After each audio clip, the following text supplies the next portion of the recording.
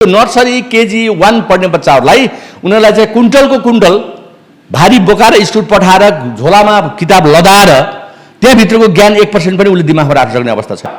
व्यापारिक उद्देश्य प्रयोजनका लागि जुन किताब सङ्ख्या बढाउने एडिसनल किताब भन्ने यो नौटङ्की चाहिँ तत्काल बन्द गर्नुपर्छ।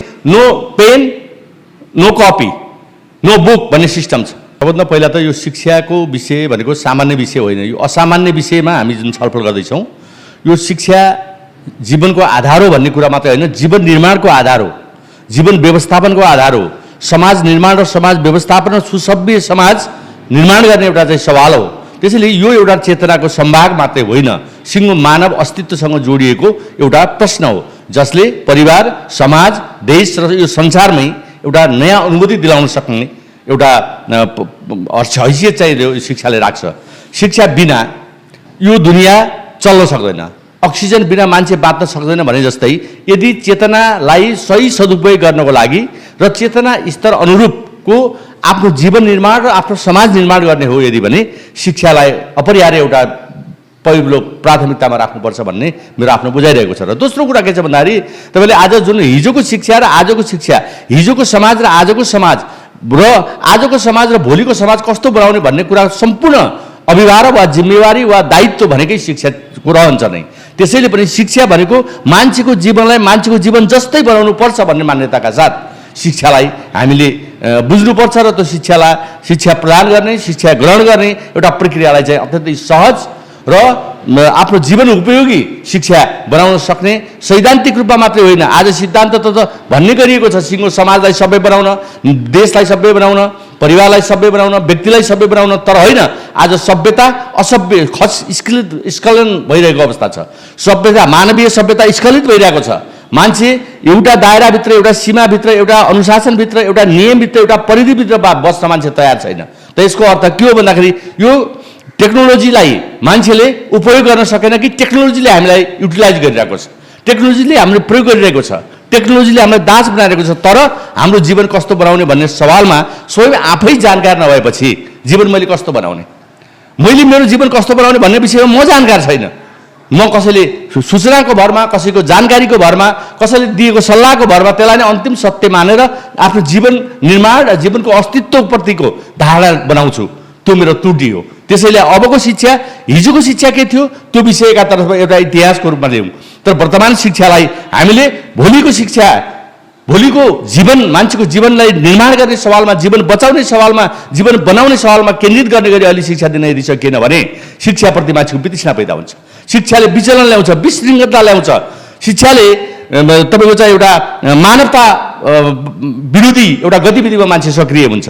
आज मानवतामाथि सङ्कट आइपरेको छ, विश्वासमाथि सङ्कट आइपरेको छ, एकले अर्कोलाई विश्वास गर्ने अवस्था छैन, एकले अर्कालाई विश्वास गर्ने वातावरण छेत हुँदै गइरहेको छ, स्खलित हुँदै गइरहेको छ भने यो गम्भीर समस्या अहिले देशमा देखा परेको अवस्था देखिन्छ।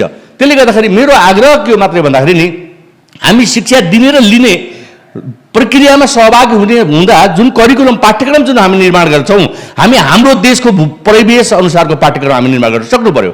आज हिजोको अवस्था के थियो म तपाईँलाई स्पष्ट रूपमा भन्न चाहन्छु। विभिन्न देशहरूले जसले अनुदान दिन्थे, एकातिर अनुदान अर्कोतिर पाठ्यक्रम स्वीकार गरेर त्यो अनुसारको शिक्षा प्रदान गर्ने एउटा चरित्रका कारणले पनि आजको यो समाज यो स्थितिमा आएको हो। शिक्षा आज अव्यवहारिक हुनुको पहिलो कारण भनेको त्यही हो। त्यसमा म एउटा दृढताका साथ, आत्मविश्वासका साथ भन्न चाहन्छु म साक्षी छु त्यसको। हिजो म पेसागत रूपमा रहँदाखेरि पनि जसले कहिले EFA एजुकेसन फर अल भनेर दिन्छ, कहिले जसले पैसा दिन्छ नेपालमा, त्यो पैसा दिएका आधारमा त्यही प्रकृतिको शिक्षा दिने परिपाटीले नेपाली समाज, नेपाली सभ्यतासँग जोड्न हामी सकेनौँ।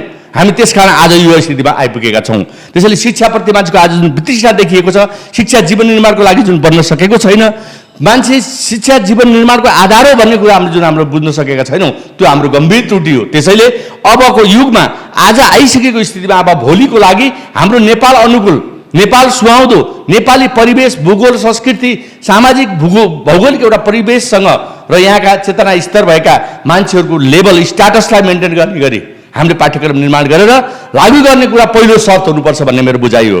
र दोस्रो कुरा शिक्षकहरूको सवालमा राज्यले कति उत्तरदायी हुनु पर्थ्यो, हुनु भएन। तपाईँलाई म प्रष्ट रूपमा भन्न चाहन्छु 66 सालदेखि आजसम्म नेपालको इतिहासमा एउटा पनि स्थायी दरबन्दी स्थापना गरिएको छैन। अन्यत्र तपाईँ आर्मीतिर भन्नुहोस्, पुलिसतिर भन्नुहोस्, कर्मचारीतिर भन्नुहोस्, दरबन्दी प्रशस्त रूपमा विस्तार गरिएको छ।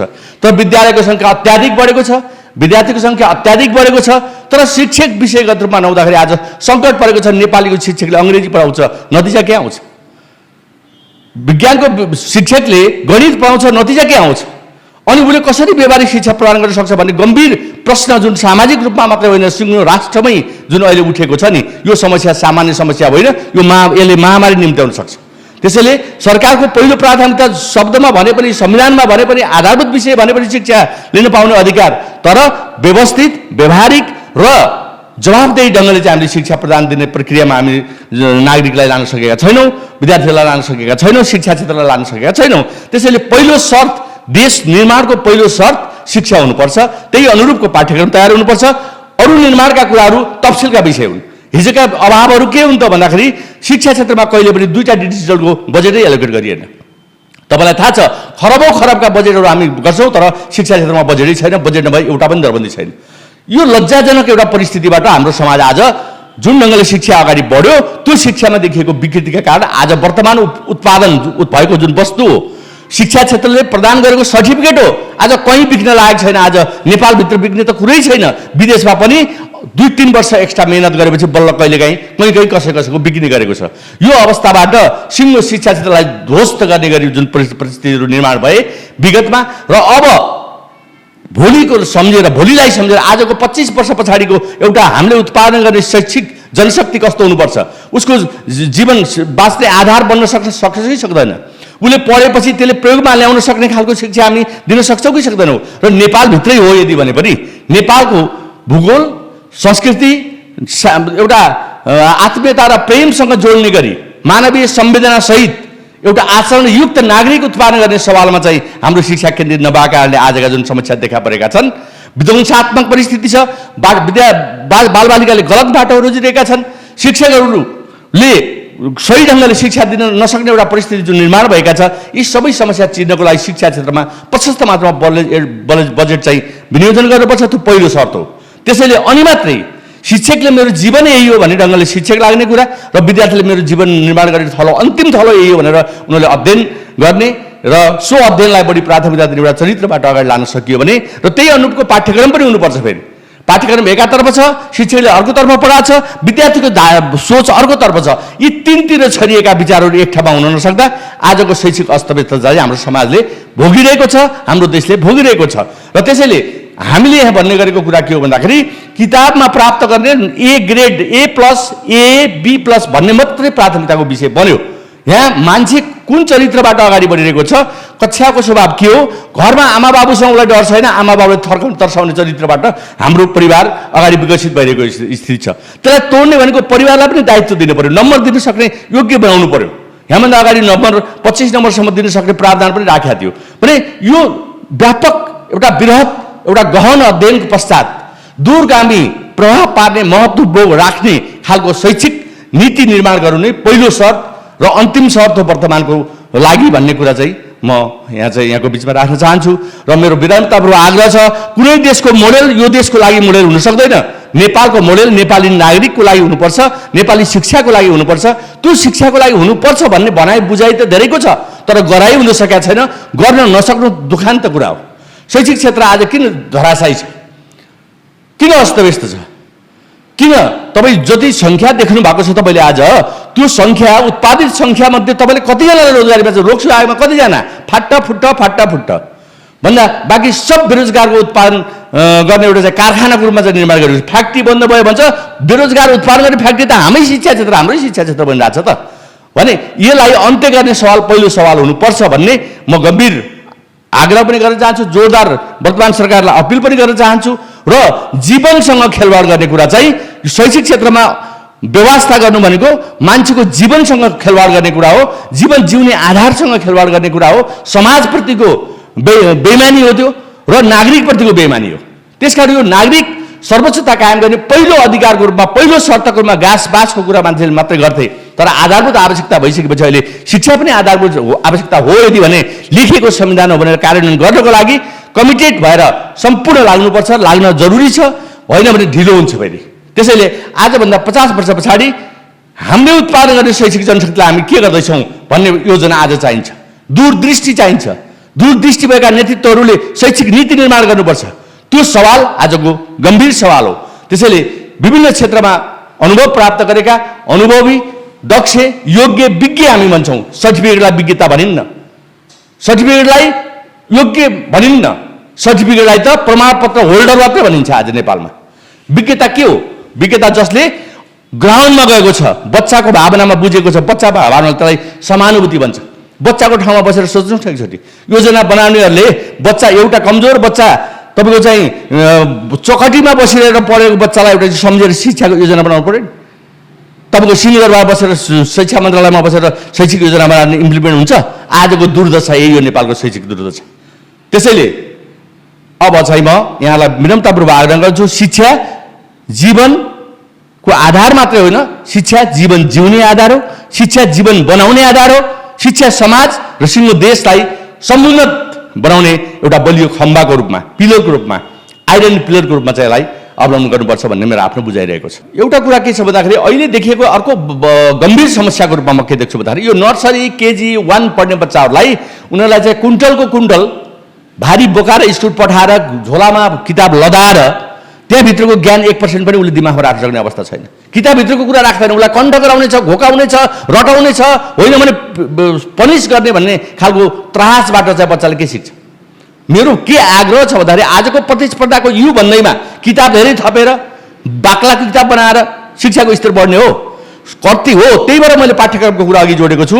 पाठ्यक्रमलाई समयानुकूल परिवर्तन गर्न गरिएन भने यो बिचौलियापन चरित्रबाट व्यापारिक उद्देश्य प्रयोजनका लागि जुन किताब सङ्ख्या बढाउने, एडिसनल किताब भन्ने यो नौटङ्की चाहिँ तत्काल बन्द गर्नुपर्छ। अर्को कुरा के हो भन्दाखेरि शिक्षा त पाना पानाले पुग्छ सर, पाना पाना पढे पुग्छ। यहाँ त धेरै ठाउँमा के हुन्छ भने no pen no copy no book भन्ने सिस्टम छ।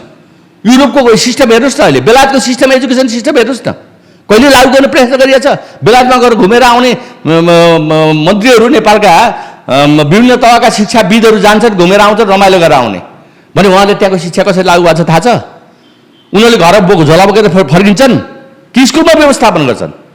त्यो अनिवार्य शर्त बनाउनुपर्छ। आज बच्चा बच्चीलाई बाल अधिकारको हनन गरेर तपाईँको चाहिँ भारी बोक किताबका भारी बोक्न नसक्ने लगातार परेर घर फर्किँदै सु गरेर भारी बिसाए जस्तो हामीले हिजो चाहिँ डोकोमा भारी बोकेर चाहिँ बिसाए जस्तै गरेर बिसाउने चरित्रबाट बच्चाको दिमागमा कहिले पनि एउटा जीवन निर्माण गर्ने खालको एउटा शिक्षा हामी दिन सक्दैनौँ। त्यसैले यो विषय अत्यन्तै गम्भीर विषय हो र यो विषयमा सरकारले तत्काल इमिडिएट ढिलो गर्नु हुँदैन। यो यहाँ कुट्ने दिन होइन, यो बाँदर हेरेर बसाए जस्तो बाँदर आएपछि धपाम लाउने त विषय होइन। यो तत्काल इमिडिएट यही सेसनदेखि लागू गर्नुपर्छ भन्ने मेरो गम्भीर जोरदार अपिल पनि छ। अर्को कुरा म यहाँलाई के क्वेसन गर्न चाहन्छु भन्दाखेरि प्रदेश सरकार छ, स्थानीय सरकार छ, केन्द्र सरकार छ। देशव्यापी एउटै प्रकृतिबाट गर्न सकिएन भने पनि प्रदेश वाइज त गर्न सकिन्छ नि, स्थानीय तह वाइज त गर्न सकिन्छ नि। हो त स्थानीय तहमा यति गर्न सकिने फीको कुरा यहाँ उठेको छ अहिले गम्भीर रूपमा। फी तपाईँको आफ्नो मनपरी फरक ढङ्गले फरक हो, फी लिन पर्यो, तर त्यसको लागि त एउटा समिति निर्माण गरेर क ख ग घ वर्ग बनाएर त्यसपछि विभिन्न निजी विद्यालयहरूमा पनि त्यही प्रकृतिको चाहिँ शुल्क निर्धारण गरिदिने एउटा टिम बनाएर मोबिलाइज गरेर किन सकिन्न? 15 दिनभित्र सब काम सकिन्छ भने त्यसैले गर्दाखेरि विद्यार्थीको बारेमा कसैलाई मतलब छैन।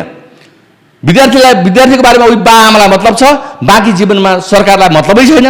र अर्को कुरा शिक्षकहरू क्लासमा हुने बेलासम्म मात्रै हेरेर त हुँदैन नि त, बाँकी समय त 6 घन्टा विद्यालयमा बस्ने बच्चाहरू बाँकी समय त बा आमासँग बस्छन् नि त। के र बस्छन् भन्दा मोबाइल खेलेर टिभी हेरेर भन्दा बाहेक उनले होमवर्क जबरजस्ती सक्नुहुन्छ भने सक्छन्, होइन भने यो प्रकारको शिक्षाले तिनीहरूको जीवन कस्तो निर्माण हुने हो भने यो सामान्य विषय होइन सर। त्यसैले मेरो तपाईँलाई विनम्रतापूर्वक सम्पूर्ण महानुभावहरूलाई मेरो आग्रह के छ भन्दाखेरि सबभन्दा पहिला त पोलिसी लेभलमा बस्नेहरू रमाइलो गरेर नबस्नुहोस्।